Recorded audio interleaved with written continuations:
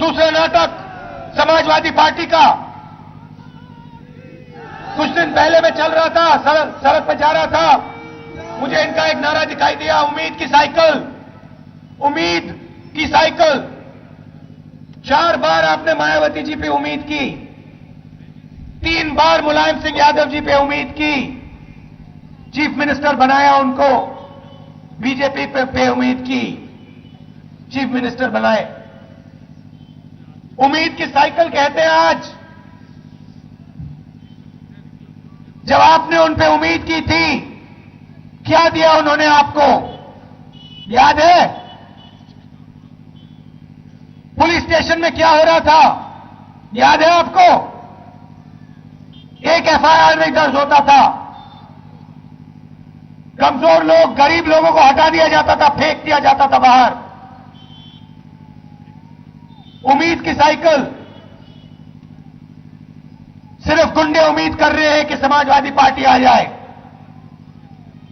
सिर्फ गुंडे उम्मीद कर रहे हैं कि उनकी सरकार बन जाए, पुलिस स्टेशन में फिर से घुस जाएंगे।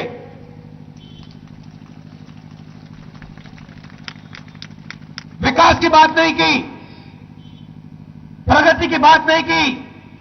कहते हैं भैया कंप्यूटर से किसी का फायदा नहीं होगा, अंग्रेजी से किसी का फायदा नहीं होगा, टेलीफोन से किसी का फायदा नहीं होगा। गरीबों को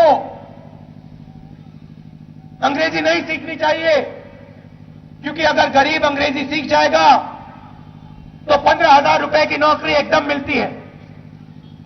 कर्नाटक जाइए, आंध्र जाइए, दिल्ली जाइए, हरियाणा जाइए, 15,000 रुपए से शुरुआत होती है। मगर वो कहते भैया सिर्फ अमीर लोगों को अंग्रेजी में बोलना चाहिए, कंप्यूटर गरीब को नहीं सीखना चाहिए, जिससे पैसा बनेगा। शिक्षा गरीब तक नहीं पहुंचनी चाहिए, स्वास्थ्य नहीं पहुंचना चाहिए, रोजगार नहीं पहुंचना चाहिए। आप जाते हो महाराष्ट्र जाते हो, काम करते हो, पसीना देते हो, मगर यहां रोजगार का हक नहीं है। 22 साल सरकारें चलाई इन्होंने। लद्दाख जाता हूं, वहां यूपी के लोग मिलते हैं। उम्मीद की साइकिल की बात करते हैं। अल्पसंख्यकों ने उम्मीद की थी इन पे, क्या दिया?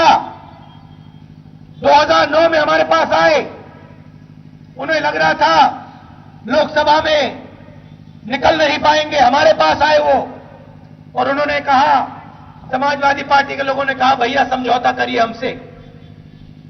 हमने उनसे पूछा भैया क्या समझौता?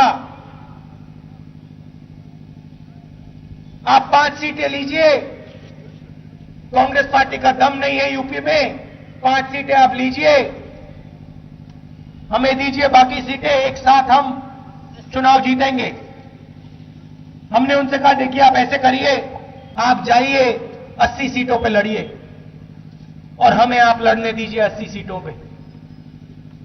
चुनाव के बाद हम आपसे मिलेंगे, बात करेंगे, फिर देखेंगे कमजोर कौन है, मजबूत कौन है। उनके लोगों ने हमें कहा कि आप लोग पागल हो गए हो, आपका यूपी में कुछ नहीं है, आप सुसाइड कर रहे हो। हमने उनसे कहा भैया यूपी की जनता को हम जानते हैं, सुसाइड आप कर रहे हो। चुनाव से पहले उन्होंने क्या किया? घबराए थे कि भैया कि लोकसभा इलेक्शन में वोट नहीं पाएंगे, तो मुलायम सिंह यादव जी ऐसे स्टेज पे कल्याण सिंह जी से गले मिले, क्योंकि उनको लगा कि इस बार बात नहीं बनेगी। उनके लोग आए थे हमारे पास, हमने उनसे पूछा ये क्या किया, और उनके लोगों ने हमें कहा कि राहुल जी आप अभी राजनीति में नए हैं, मुसलमान कहीं नहीं जा सकता, अल्पसंख्यक कहीं नहीं जा सकता, वो हमारे साथ रहेगा। हमने किसी से सौदा नहीं किया और ना हम करने वाले हैं।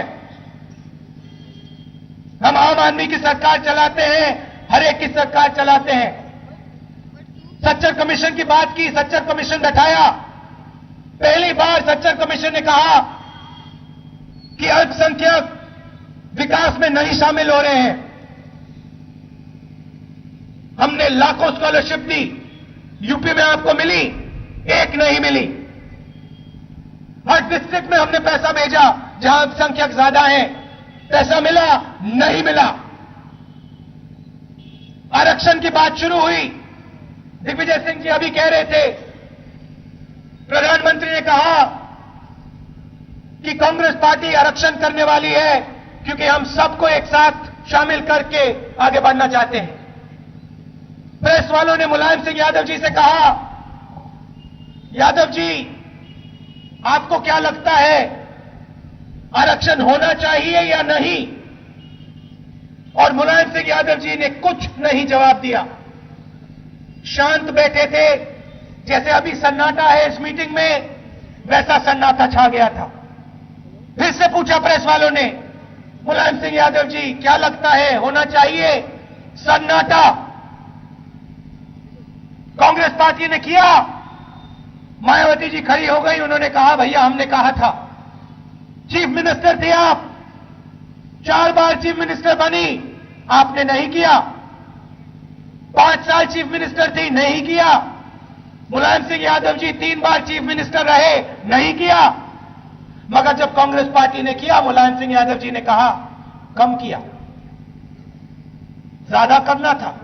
अगर हम होते 28% करते, 18% करते। तो ऐसे करें, अपने मैनिफेस्टो में लिख लें कि 18%, 28% करने वाले हैं। ऐसे भाषण में कह दें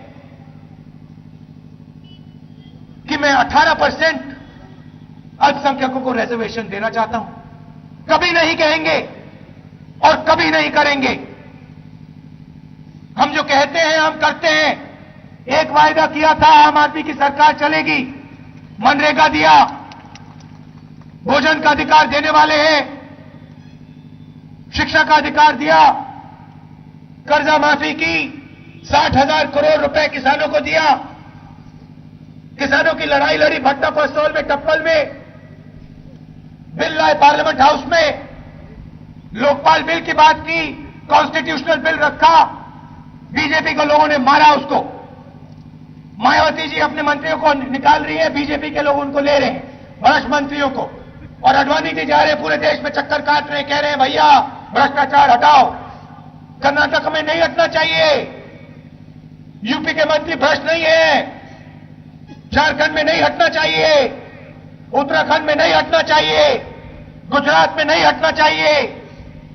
पूरे देश को कहते हैं भ्रष्टाचार हटाओ, और फिर लोकसभा में लोकपाल बिल की हत्या करते हैं।